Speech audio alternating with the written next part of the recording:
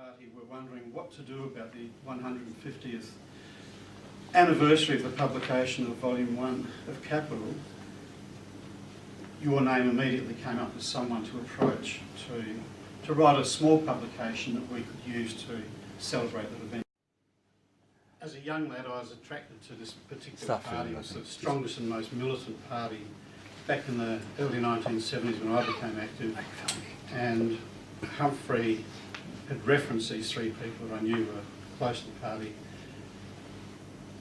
However, he's always been an independent person on the left, kept his integrity, always made his work available to unions, to progressive organisations. And really, if you had been at the lecture last night at Adelaide University, where he spoke about the Wakefield system, the rise of companies selling shares, and the horror that this put up the bourgeoisie, who thought that the workers might be able to have some independent life of their own if they actually bought shares in companies and had revenue from that source. All the way through to whether or not there was a mode of production here, not capitalist and not European, but Aboriginal and Indigenous to the country, because this is still a fairly unexplored concept of an Aboriginal mode, or in fact modes across the vastness of the continent, modes of production. It was a wonderful lecture concentrating on the final chapter of Volume 1 of Capital. What I was going to say about it was that the previous week, in promoting Humphrey's lecture, the person who's been presiding over this series of 5 lectures at Adelaide University spoke of Humphrey as a person with a brain the size of the universe. Now, Humphrey, we've managed to squash you into the room, and I know you don't need that sort of praise, but it's an indication of how people in the field of historical research and so on, regard Humphrey. So, although we're very small in numbers, I'd just like to indeed hand over to Humphrey and let him talk about Capital. All right, good.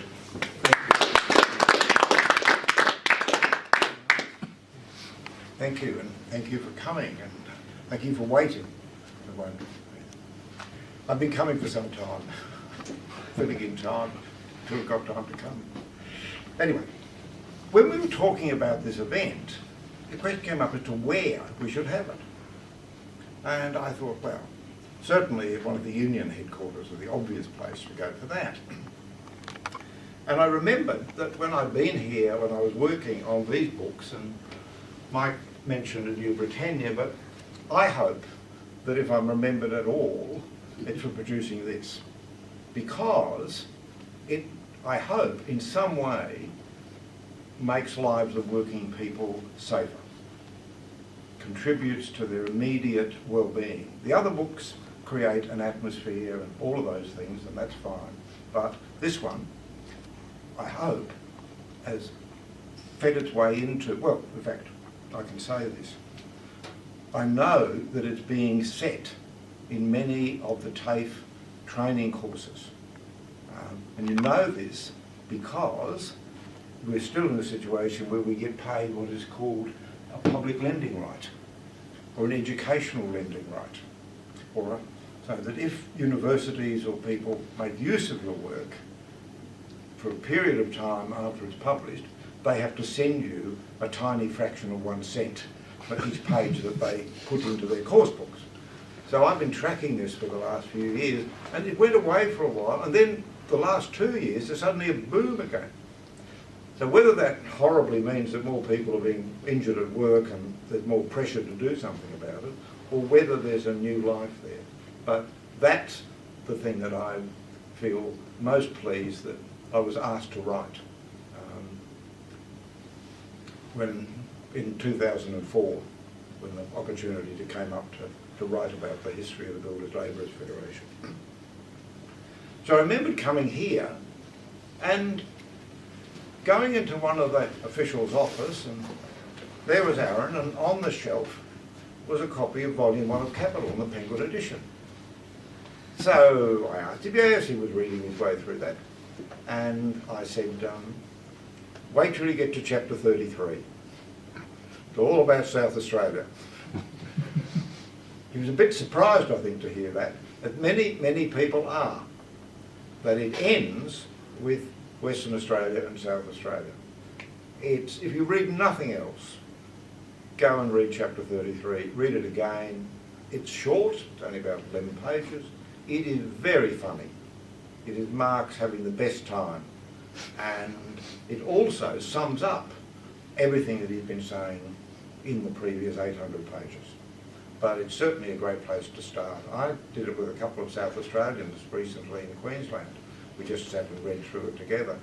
And they said, that's not what we were taught about Wakefield when we went to school. So you'll find out all sorts of fascinating things. So that was my first thought. So here we are in the CFMEU. But then my mind went back to a couple of other things earlier on. I thought, well, the ideal place would have been to have it at Speaker's Corner, down in the Botanic Gardens, where in those days in which people fought the police for the right to speak in public, and it's coming again, of course, and we see places in Australia where it has come again. But they won that right down on Speaker's Corner in the Botanic Gardens, and be a place to think about having some events to just commemorate that, particularly now with the defeat of the commemoration of the big strike in New South Wales, the big general strike there, and the issues that came up around free speech. And people, not more than 3 union officials, more than 3 I think it was 3 or 5 people were not allowed to be in the one place at the one time. I mean, they brought all those sorts of rules in. So, that was a possibility of being able to go down there. And that in turn put me in mind of a line that you'll all know, Henry Lawson's line, the tracks we travel. And so while it's helpful and good to be in a union office, the real work, as this union's always known, is out on the tracks that the workers travel. And that's where we want these ideas to be. And that's what we set out to do when planning how we were going to present. A few thousand words, 5,000 we were asked for. We've got to 6.5, but that's been managed. That it was aimed at working people. It was not an academic work. It was not aimed at other political activists. It was to be aimed at everyday workers, and it says on the cover, it's an invitation to community workers and to workplace reps to think about some of these major issues. And that's where we are hoping to be able to take it. So I was, I must say, overjoyed at the invitation, because much of the stuff I write, ends up between covers or books or on the website or circulating around, God knows where it goes. And the thought that all of that thinking over the years that I could bring together and use to produce something like this seemed to me to be one of the delightful things that I could ever be asked to do. Arthur Rorris down the South Coast Labour Council had asked me around Easter if I'd write a few thousand words on the right to strike. And that cheered me up enormously too, and that's out on the website, and we'll send that around to people as well. So while writing books, clearly has its importance, as Marx knew, in putting all that effort into writing Das Kapital. So that when people quote that bit which says, philosophers have interpreted the world, the point, however, is to change it, if they're saying that we should stop interpreting, then what they're saying is that Marx wasted his life. Because what Marx did for us was to bring the two things together. But that's really the hard bit, and it's what we all try to struggle to do, to bring the two things together. Now, producing it in every way was a collective effort. We decided early on that I would try and write as straightforwardly as I could, and aiming at people who don't normally open a book, and thinking about what do they read. Well, they certainly read the sports pages, And what do newspapers look like? Well, what we tried to do here a bit is to turn this around so that it looks more like a newspaper column.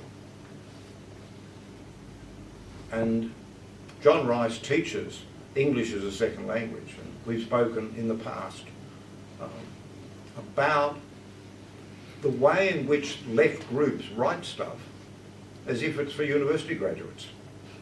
No sense that they can get to anybody else ever. So we set out to, well, I set out with my job in the first place, to not use big words, not use unfamiliar words, not write complex sentences the way our friend sometimes does, and to present it as if it were part of a newspaper, so that people would accustomed to reading narrow columns with really no paragraphs. Because you think of a newspaper, most of the what looks like a paragraph is really only a single sentence. So that's what we tried to do. But it meant in terms, in doing that, that I had to send it around to people to look at and think, well, you know, is this as clear as you think it is? Having making it clear, have you got something wrong? Because that's always a danger if you simplify, that you'll actually be putting the wrong idea over. And so it went back and forth and was enriched by all of those activities. And that's what we wanted to continue to do. That when people read it and get a copy and take it away, that the feedback should then only really be get underway. Because I was with John and one of his students who's here tonight at the City TAFE today, and we were talking about this. Now, these are people who, some of them have only been in the country, well, a couple of months, a couple have been here for a couple of years. So a range of people learning English, coming from a range of experiences and backgrounds. And it was intriguing to hear how they were responding to it. The sense of the problems that it even gave to them about trying to connect things. Just how did this little bit go with that little bit? So we need all the help we can get in learning how to present material, because it's not just for this. You know, we need to learn out of this as to how to present material in every situation. So that's something that we can certainly aim at. It's not a set of talking points. It's not the answers for you to take away and tell somebody else.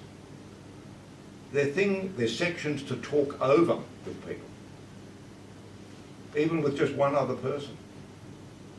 You know, if you take some copies and you hand them out, and we suggested that people should buy them, even if they only pay a few cents for them, to get some real commitment to it, and not just think, oh, we're handing out yet another leaflet. But the important thing is, once you and somebody else have it, that you just sit down and have a bit of a talk about even one of the 7 sections, and understand, hear what other people are saying who've never encountered these ideas before. So that's really the important part. And as Mike said, everything's available, not just this. Everything I write, if it's up on the web or somewhere you can get it, and you want to use it, take a paragraph, a sentence, it's just free. Don't waste your time, take up my time asking. It's out there for working people to make the best use of they can. However, when I'd finished it, and we'd all agreed on the final text, I then showed it to someone who I hadn't shown it to deliberately, to keep one eye fresh on it. And he's a primary school teacher, so he's got a good idea of what people can learn, what they can take in and things. He read it and he said, well, I don't think there's anything we could do to improve the word usage or the sentences or any of that. All of that I think is now as perfect as it can be. However, there is one big obstacle. The ideas you're talking about are so remote from political discussion, from the 7 o'clock news or the 5:30 news or whatever it is, that it's a real barrier to get people to start to think in this kind of way. Now, I don't think that was the case so much 30 years ago. I think that even if you didn't agree with these ideas 30 years ago, you'd heard them. They were part of the normal discussion around union movements and the labour movement. People passed these ideas around, they argued over them, you know, they were there. So when you encountered them, you said, oh yeah, I know what, you know, I kind of know what you're talking about. So much of that, like so much else, has just gone. And it's our job, of course, to find out ways to rebuild it. I want to say a bit more about that as we go along. But of the 7 issues, I think the biggest, I would swear by it, the hardest one to get across to people is exploitation. It's back in the news, 7-Eleven workers, a lot of other workers being exploited, workers in third world factories being exploited. And they are. There's no argument about that. But so is an electrician on $120,000 a year. How can that be? That's the hard bit to get across to people. You say, oh well, I get the full award, I get all my entitlements, they pay tax, they pay super, they do all of this. Like, how can I be exploited? And that's the hard thing. How do we get that point across to people? Because Marx works very hard in there to try and explain it to people as to why that is the normal situation. Well, one thing you can say, obviously, is, well, if we weren't all being exploited, they wouldn't employ us. They wouldn't be able to afford to employ us, for a start. But that doesn't get us very deeply into what the concerns are. So one of the things that we try to do is to separate being swindled from being exploited. Now, there's a lot in Marx about being swindled. There's no doubt about that. He's got lots of examples. And there's no doubt there's a lot of examples of swindling all around us, everywhere we reach to today, around the world. And I'll come back as to why capitalists have to swindle as well as exploit. They can't just do one. But in Marx's pure model, which he presents in the beginning of Volume 1, there is no swindling. Yet there is exploitation. Now, I'll just quickly go back over that as to how he argues this. The worker has one thing to sell, and only one thing. Your capacity to add value to the resources of the natural world and of the things that have already been made out of them. So you go into the marketplace, the labour market, with one commodity. And it's cost to produce this commodity a certain amount in food, clothing, housing, education, all that way back. And you've got to think of the future, because this worker is thinking, well, I've got to educate my kids, and the boss wants them educated as well. So if you think of it in a social sense, the actual cost of reproducing your labour power covers a whole range of things, not just how much food you had that morning when you turned up for work, or the clothes you've got on your back or something. All of those, but there's much wider thing. So we assume that we, for the purpose of this discussion, we know how much it costs to produce the labour power for this worker and for that worker. And they turn up, and the boss says to them, okay, I will give you an exact equivalent of what it's cost you to produce this. And that's what I do if I buy concrete, if I buy a load of bricks, if I buy a new truck. The price I'm paying is, on average, what it's going to cost to produce the thing. So this is an equal exchange. What it's cost you is what you get back in wages. Sounds great. But as we said before, there's a little problem in this from the capitalist point of view. If he pays you for the full value, of what you produce, then he's not going to make any profit at all, is he? So there's somewhere in this story, there's a bit of a gap between what you get paid for the cost of producing our labour power and what we produce when we go to work. So that this is the key, as Marx says, to understanding why the capitalist system of exploitation is different to serfs and to slavery.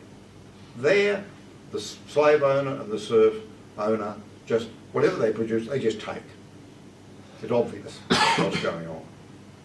In capitalism, it's a wonderful system because it conceals all of that. Here is an equal exchange. Cost you this, I give you this amount. That's simple. Very straightforward. So the bit that goes on, as Marx says, behind the worker's back is where the exploitation comes in. And it is inevitable and always there. It can't not be there. This particular boss may not exploit that worker on that particular day. We're not talking about that. And some workers, and you may even know some, get to work and slip off around the back and don't do anything. And they're swindling the boss because he's paid them for their labour power and they're not doing it. But over the whole system, on average across the system, that's not how it works out, is it? So that's the hard bit to get across to people. And what we've tried to say in here is that take the case of the 7-Eleven workers who are, if you think of what it costs to reproduce their labour power, the amount of money they were being paid in return as their wage would barely provide them with the cheapest food that they could get on a daily basis. They were clearly having to sleep 7 or 8 to a room, they had only one set of clothes, probably getting money sent from mum and dad somewhere outside the country to keep them here, all of those things. So they weren't getting anything like what it cost to reproduce their labour power, even on the cheapest basis. So they're being swindled. But the important point to understand is that even if they got all their entitlements, full pay, and even now, when they get all that back pay, they've still been exploited. That's the key, and that's the hard bit to get across to people. And it's so, but everything in this society is designed to tell you that that's not what's happening. So we are pushing our way through not just the 7 o'clock news, but everything around us is telling us all the time that that's not how the world is. We are, to use a phrase, an expression of which I become quite fond, we're all swimming in a super-saturated solution of bourgeois bullshit. All of us. Doesn't matter how pure we think our political ideas are. It permeates into all of us in some way. And we've got to be conscious of that all the time. And that's what you have comrades for, to help you to see that and to talk your way through and try and get you out of that. So this, of all the 7 points in there, that I think is probably the hardest to get across to people. Particularly in a society like Australia, where most people look at people in the third world country and say, oh, they're being exploited. Or they look at a tiny number of people here, and say, oh, the Aborigines have been exploited, or the migrant workers, the 7-Eleven workers, they're being exploited, but we aren't. Now, why does this really matter? If it were just an intellectual point, then perhaps it wouldn't be worth going to any effort for. But it's a real political issue.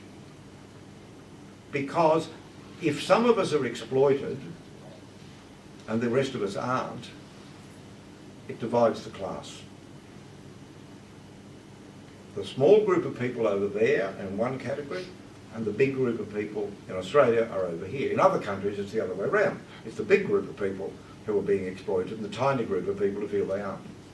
But in whatever combinations of those things are, what it does is to leave the sense that there are two classes. The class of workers who don't get their entitlements and where they're exploited. Then there's the other class who aren't being exploited by the capital, who can do, expect to get good things out of it. And it has that very bad political effect. And that's why we've got to be very, very concerned about it. Now, to dart back to swindling, how is it that if the pure capitalist system functions on equal exchange, why is it that wherever you look, they're swindling? Not just bosses of workers. The bosses swindle each other, they swindle their customers, they swindle everybody.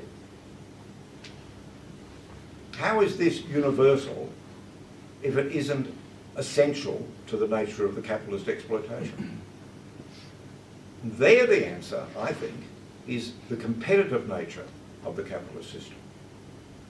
Each employer, once he gets this amount of labour power from us, sets it to work, tries to add as much value as they can, drive us hard, intensify the labour, all of that. Once he's done that, he's only started the job. Because unless he can get it out in the marketplace and sell it, he's wasted his time. To make this clear for people, the example I use for the students today.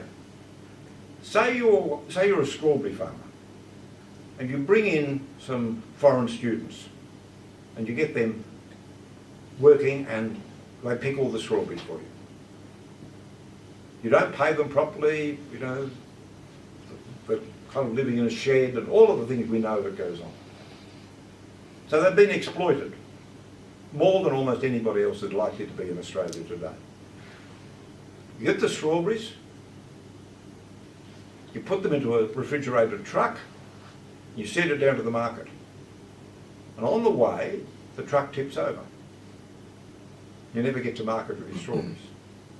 So all of your exploitation, all this surplus value you've extracted, hasn't gone anywhere, except over the side of the highway. For it to work, you have to get it to the market and get it there on a day in which everyone else hasn't turned up with their trucks as well. Otherwise, the price of the strawberries will go down and you may only just cover the costs.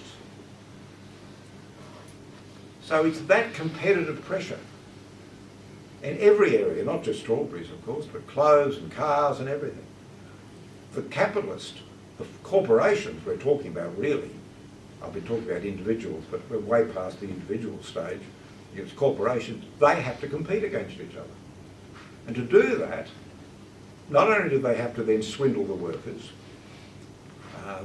make you work 2 hours overtime without being paid, all of those things, swindle the people they're selling the stuff to, pretending it's of quality that it isn't, all of those things. And then the capitalist who buys it from that, who has to sell the strawberries in the market or the car from the car yard, he has to pretend that you're getting something that you aren't as well, and he will offer you something extra, or all of those deals that we see. And you're being, the constant area, every area of the system is there being swindled. But as Marx says, the pure nature of capitalist exploitation is what happens to start between the worker and the capitalist when the worker goes with their one commodity and sells it for the full value that it costs to produce it. That equal exchange is the basis of exploitation.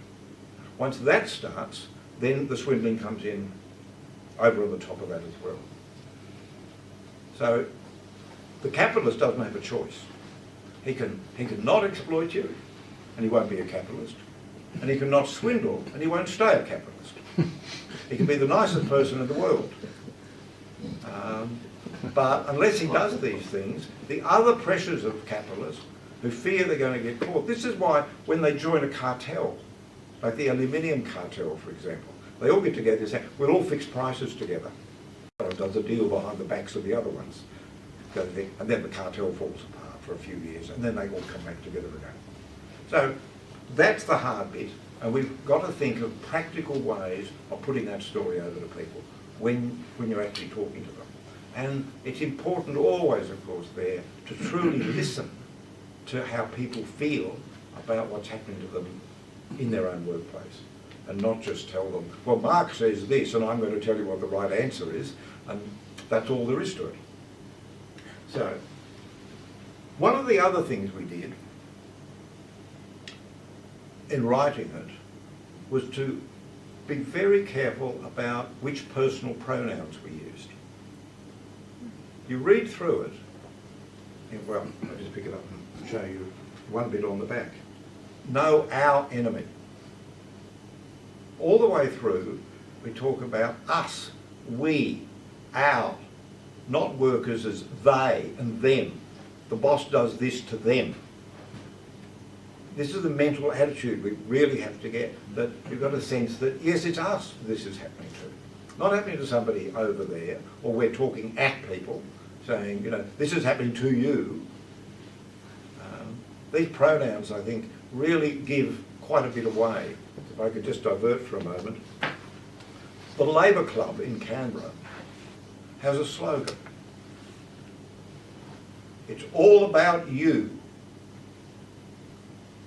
Now, I think back to my father, the blokes he worked with, the bloke I knew he worked with. They would not understood, but what's a Labour? But how, I mean, if that's what you think, why aren't you in the Liberal Party? Well, of course they are. that choice of that pronoun is all about you. They've just swallowed all of the capitalist propaganda about individualism and selfishness and things, and they think they're attracting people. But I think that my father's generation and my mother and the friends around there and the people they knew in the union and the ALP in those days, for them it would have been incomprehensible. I could never have got across to them what it was that the Labour Club was trying to say, because it was so remote from everything that they'd been brought up to believe. My father was in the Labour Party, he was in the union, he was the job rep, all those things, but you know, he wasn't greatly political in any those sense, or very active or militant. But he had a few basic phrases that he learned, and one of them was, the worker's got no friend but himself. But he didn't mean personally, he meant as a class. And that whole class had understood that. And that's, a lot of that, of course, is what's not there anymore. The sense that this is something that we're all in together. And of course, you know, the stories about, you know, if you were to scab or something like that, you wouldn't be able to go to the pub anymore. The great story about a bloke from the Hunter Valley being interviewed about 30 years ago, and he said, what do you think's happened to society? Do you think it's gone, oh yes, the moral things have really gone off, he said. Oh, what do you mean? He said, when I was a boy, if you saw a scab in the street, you stoned him.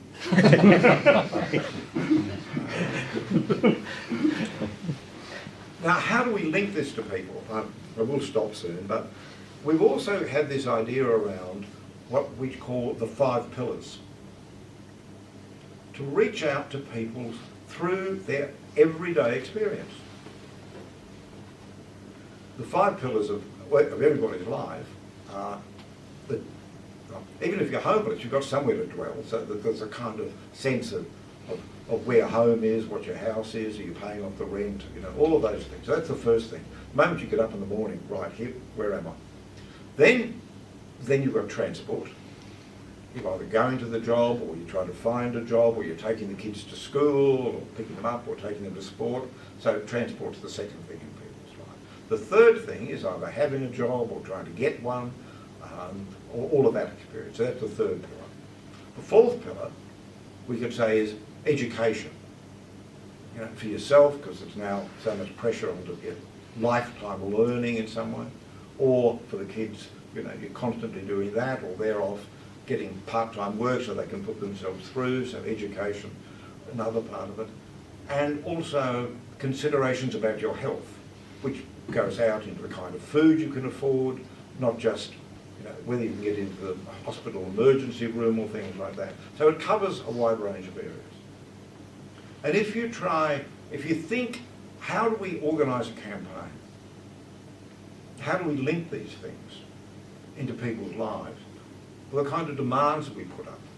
Well, first of all, clearly, we do have to pay very close attention to what people are saying, how they feel about these things. What are the big concerns about how it's going to work out for them? What kinds of things do they want out of it? But also, we can offer ways of a kind of leadership in this. Now, I have to say that what I'm going to say now, I thought of 30 years too late. But if we go back to the Accord years, and one of the bits in the Accord that a lot of people think, oh yeah, that was a good bit, was the reintroduction of some kind of a national health scheme. Fraser had abolished Medibank. Hawke and Keating bring back in a version of it. People say, well, you know, even now people say to me, well, it's better than the Americans, but it's not very good. Compare it to many other public health systems in the world, and, you know, it's pretty well third rate. I mean, it's, first of all, it introduced, really, well, Medibank introduced flat rate taxes. People don't think about it like that, but that's what it is. It's a flat rate tax. Everybody pays the same percentage. And we've got to the stage now where a lot of people on the left think that, oh, well, you know, if I'm poor and I only pay $100 and Clive Palmer's got $200 million and he paid $2 million, then that is in some way redistributive. In the old days, Clive Palmer would have been made to pay 20 million, not 2, because it was a sliding scale of cost. But that's not how the Medicare system was set up. And we look at it, does it work? You look at the death rates in the country areas, not just Aborigines, which is even worse. But the system does not provide health cover for people who are away from the fundamental centres. And fundamentally, of course, and this is the point I really want to get to, it's a curative system, mainly designed to enrich the medical profession and the pharmaceutical companies. It's not a preventative system, it's not a social system, it's not a collective system. The alternative was already there. The meat workers in Victoria from 1960 onwards set up in the abattoirs a health service for their own workers, because in those days particularly, so much infection was going into them. And they thought, you know, the best thing we can do, they had a communist leadership, they said, we'll get a few communist doctors, they'll come and work full time. And then they realised, well, why don't we give it to the wives and kids? Why don't they get this service? They can come in and be served too. And that was, and so community-based medicine was beginning to spread. You got women's health centres out of it, you've got Aboriginal health centres, you've got some community health centres. But that should have been the entire model. And when we now think about what we're going to offer people, what I'm saying is that too often we are forced into a situation of defending the third rate because they want to take that away from us. Instead of saying, what we need to do is to say, well, this is not the best we can do. It's not the best health system we've ever even had in Australia. If you want the best health system we've ever had, it was when we cured tuberculosis. And what we did, we not only put people in hospital and gave them the latest drug, we paid them a full salary not to go to work. Because what used to happen, they'd go into hospital, they'd get 3 months treatment, the kids would be starving, they'd have to go back out in the workplace and it'd all start over again. They'd infect their children, they'd infect their workmates. Now the government said the only way to fix TB is to stop that circulation, to intervene at that point. And to do it, we pay you a full wage to stay at home. Imagine if you went out today and said to either of the parties, you've got a health scheme and what we need to do is to pay people full wage so they can get, you know, they'd think you were mad. So it has been done. We can point to that. There's a situation in which that has happened in Australia. So we need to think outside these, in relation to all of these housing things. You know, I'll get off my high horse in a minute, but Canberra, with a progressive ALP government, they will tell you, has the highest rate of homelessness of any capital city in Australia other than Darwin.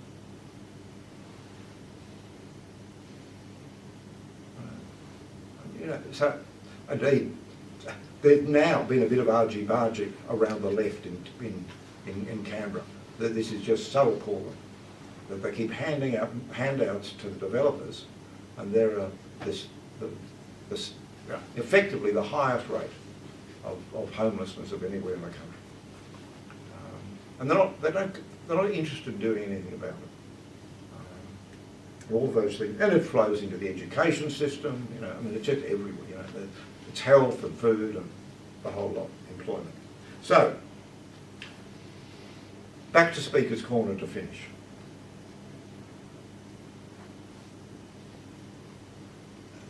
Before the First World War, in the Hunter Valley towns, on Friday nights, there'd be a free-for-all of the speakers, like a kind of speaker's domain up in Cessnock and Maitland and these places. And the ALP would be there, and the Parson would be out, and the IWW would be out. And one of the people writing his memoirs about this says that he remembers every Friday night, year after year, there'd be this argument across the main street of Cessnock between the IWW bloke and the ALP Member of Parliament. And what did they argue about? With crowds listening to them. The Labour theory of value. That's what we're aiming at. To get these ideas in the street where people are arguing about the Labour theory of value from one side of King William Street to the other side of King William Street, and every other street and in everybody's mind. Not in any sense, this is just something for a small group of people. We can take it out, and if we're prepared to pay attention to what people need and want, then I think we can go back to the situation we had 30 years ago and to build even further beyond that. So thanks for the opportunity.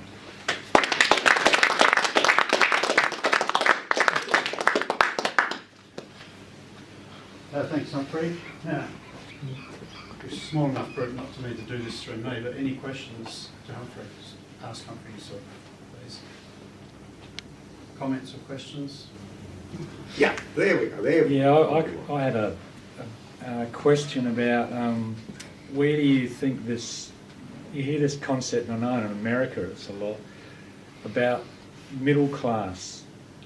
Like in America and increasingly here, people are encouraged to identify themselves with the middle class, and that group of the working class you talked about is they're the only ones exploited.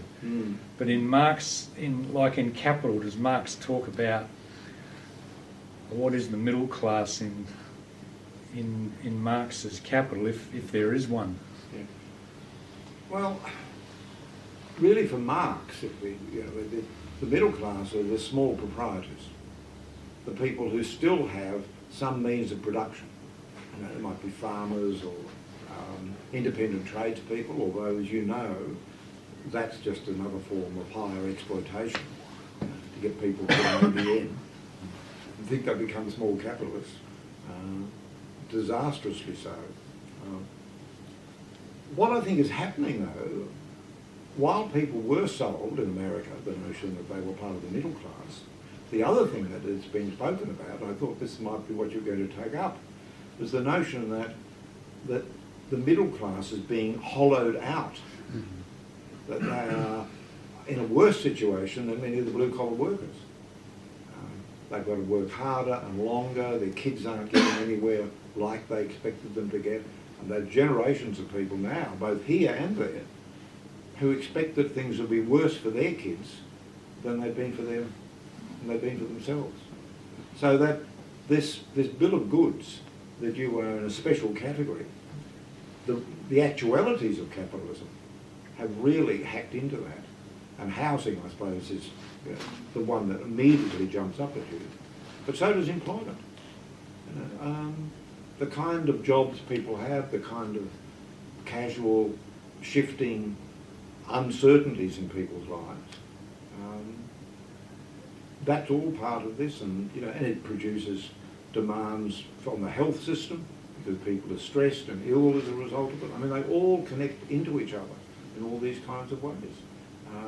So I think that at the moment we are in a situation where talking about the middle class is probably going to advantage what we want to put across as much as it used to advantage the way in which the capitalists have been trying to put it to work. But as for the Davy end, if I can tell you another story that may not surprise you. A friend of mine wanted some roof work done. And he rang up the bloke who'd done it before, and he said, "Oh, I'm too old to get up on the roofs now, but my son's taken over the business, I'll send him around." So the friend said to the son, he said, "Oh, I hear your dad's retired." "Well, not quite." "Oh, what's he doing?" "He's being employed as a kind of consultant counsellor to these young blokes who have been set up as independent contractors in the building industry and who are committing suicide." And that's in Canberra. They're not getting paid, they're being overworked, they buy equipment, all of those stories. I mean, I don't have to tell you these stories, I mean, that's what your union's battling about here. But there, you know, when people tells you this and you meet somebody in this, you know, ordinary conversation about this, that's what life is like for people. I mean, if you know, I mean, if you get someone to come and replace your fence, he won't be an independent contractor. He'll have got the job on some online system, and if he doesn't take it for the terms of the lowest bid, he's not going to get any more offers. You know? I mean, and people know this. You know, it's not just communist propaganda.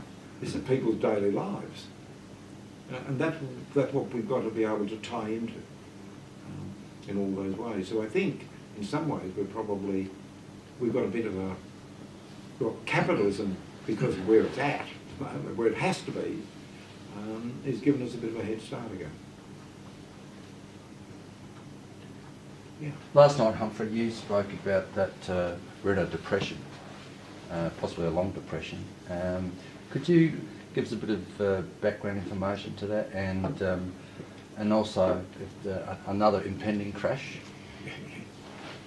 Well, yeah, let's try and do this as smartly as I can. If you go back, where are we, 14 years, and the car industry, the volume of cars that was capable of being produced in the world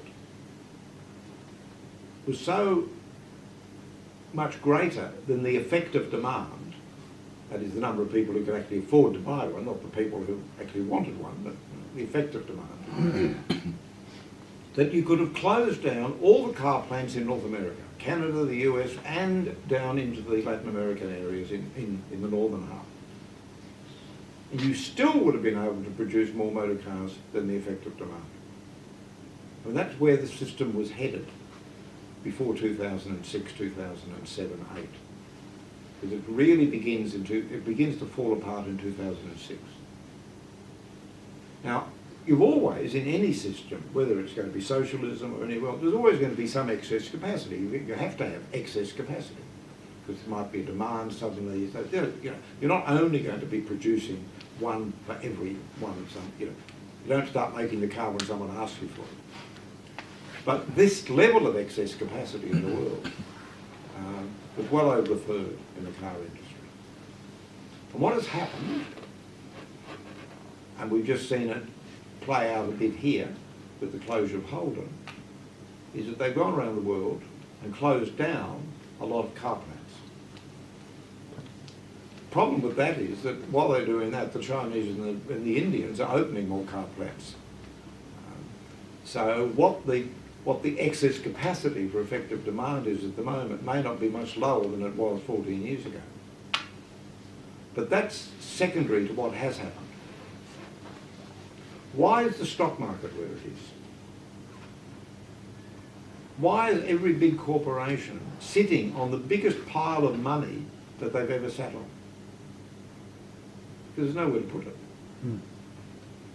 There's nowhere really that they can put it and make and add value.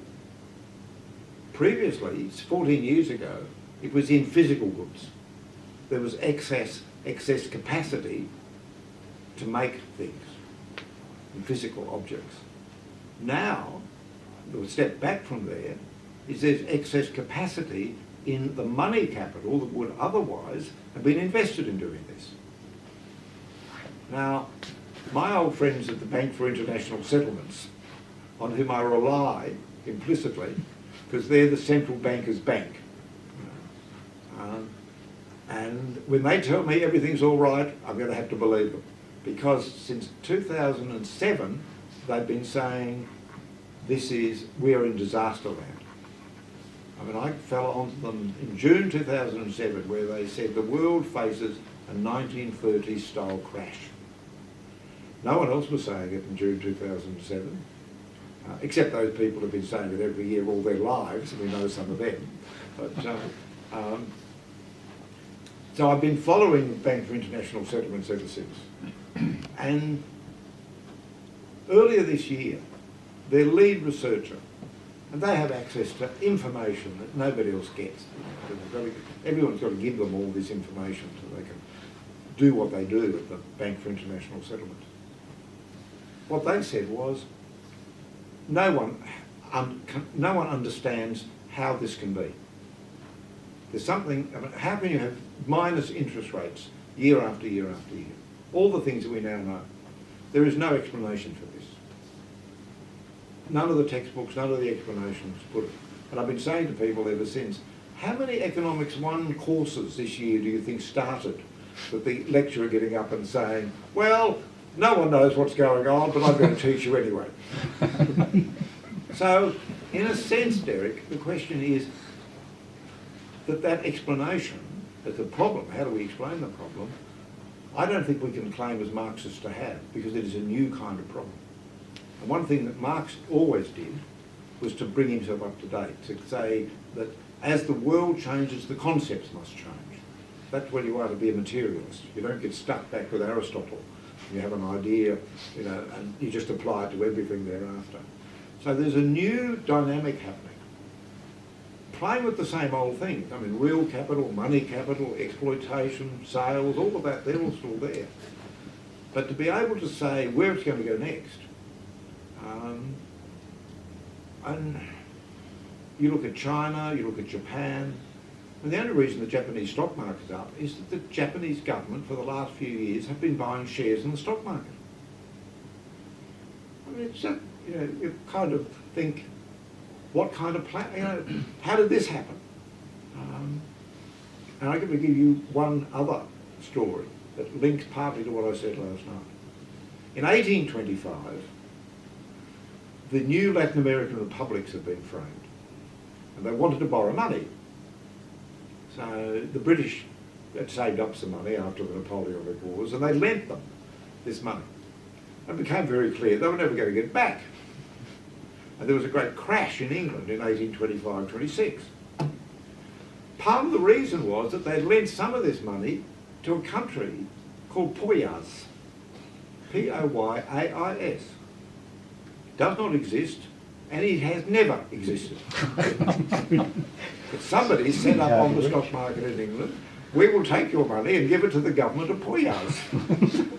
Well, they gave it to Peru, they didn't get it back either, so they may as well have given it to Poyas.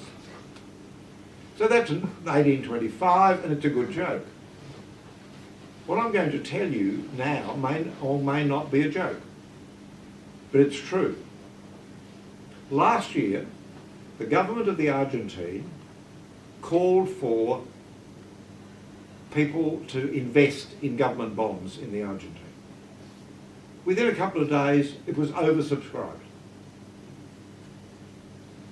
When will they promise they would get their money back? 2016? When does it fall due? 2117.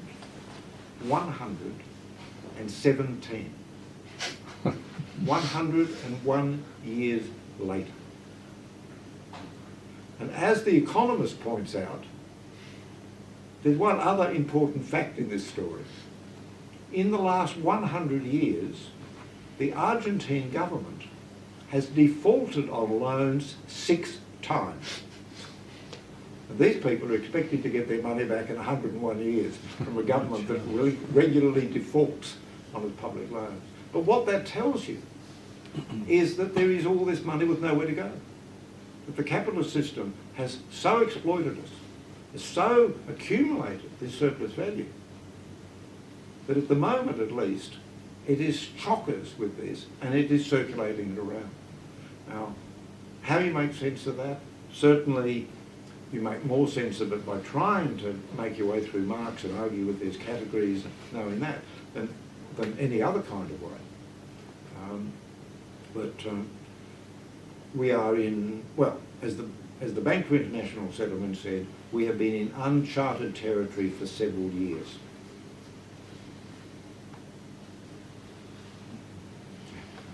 Humphrey, we've got a fairly active anti-poverty movement in South Australia, Anti-Poverty Network. They just had their conference. I'm a member, but I'm not active because I'm active in another social movement and peace movement mainly. But two of the things that worry me about it is that there's a tendency, not so much in leadership, but in a number of the members, to fall into that trap of that governments always do about deserving and undeserving poor. And actually accentuate that by saying, well, these people are better off than us and we should be, you know. And look, yeah, obviously there is a difference between the pension and unemployment benefit, etc. But you shouldn't accentuate what governments try to do and divide and rule people. The other thing they do is they don't do enough about pointing out the key function of unemployment benefits and keeping wages down. How would you, you know, explain the function of welfare in general and particularly unemployment if you were writing a section in the pamphlet? All right. Well, the thing we haven't spoken of, and I should have, because it is very important and relates to this, is the reason there is any unemployment benefit at all is because unions, workers got organised and formed trade unions, formed a political party, and put pressure onto the system. You know, without that, think back to the days before there was any of that, and the arguments that were then put up as to why, as Bertrand Russell said, he grew up in a family in which he was taught that if you gave an 80-year-old a pension of 2 shillings and 6pence a week, it would destroy his moral fibre. Now, Bertrand Russell, of course, moved a long way from that, but that was the attitude. And the attitude changed on a social basis because people organised and argued, and we won. So that, I didn't want to complicate it, but now I need to. When I was talking about the socially necessary cost of reproducing labour power, I talked about it in sort of practical terms. There's one other important, really important element to it, and it relates also to what determines the great question, what determines the level of our wages? And people say, oh, the arbitration court or the Fair Work. The right answer is the relative strengths of the contending classes. If you've got a strong working class, then you get higher wages. If you've got a weak working class, then you get lower wages. And wages include the welfare system. You know, it's all part of that. So when we were stronger, you could put pressure on and hold those things truly in place. But when you get weaker, and it's not just how many members are in the union, because you could have, well, let's talk about the SDA. But you're talking about unions. Yeah, you can have, you know, almost 100% coverage in many areas. And what good does it do the worker? So it's not just that industrial level of strength. It's how that's organised. You know, the old days of the BLF was organised on the job site, up through there, the organisers, and right across to there. And if you didn't have that, then you know that every campaign would start there and to operate up from there. But it's ideological and cultural as well, and intellectual. Those days in which the party took its time, and the communist parties and the left groups, to educate people so they understood these things, is an important part of it. And all those things go together. And so does the cultural elements. The days in which you had art and working life even, as recently as then. But the days in which you had communist new theatre groups and film groups and the Australasian Book Society, all of these things are part of what gives a class its real strength. And if you don't have any of those, and they do, they've got Hollywood and everything else that goes with it, then we are clearly on our back foot.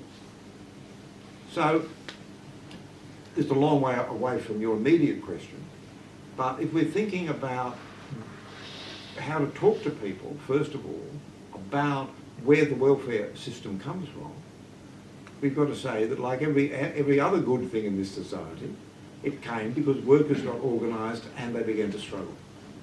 And that the people who are most impoverished, the homeless in Canberra, and that percentage of the people who don't know where the next meal's coming from, they really depend for what's going to happen to them on the organised strength of the rest of the people who are employed, no matter how precariously they might be with that. So it's important, I think, to make that historical point for them so that they don't fall into this divide that these other people who've got jobs are entirely selfish and don't care about us. And we are out here in this tiny little group and we're going to, we've got a battle away there for ourselves. Now, it's true that unfortunately unions very often have not paid even much attention to their own unemployed members, let alone to the general unemployed. But that, I think that's an important thing, that first thing that you're able to get across. In terms of a higher level of understanding of where it fits into the capitalist system, this is one part, but only one part, and in one way is the least important part of what Marx calls the reserve army of labour. That we said before about excess capacity in making cars, but they need excess capacity in the car workers as well. So that when the demand goes up in the building trades, anywhere like this, we need a pool of people who have been unemployed or partially employed or something, so we can immediately call them on and make the money out of it straight away. Because if we don't have that, then the opportunity might pass or go on to somebody else. So that's an important part of it. But it's important also, I think, to realise that the reserve army of labour is mainly not the unemployed, but the people who already have jobs. How can they be the reserve army? By being made to work longer and by being made to work harder. So that you need that, if you've got them there already, and in fact they are better for you than the workers who you've got to bring in because they don't have the immediate skills you want. They have people who are there doing it. If you can get them, even if you've got to pay them 2 extra hours, you make more out of that than you do if you bring people in off the street. So that the real link between the reserve army of people who are partially employed or unemployed and the people who have jobs, there's a real cross-link over between them two. Thank you, Humphrey. Oh, Can we just right. thank Humphrey for his talk tonight?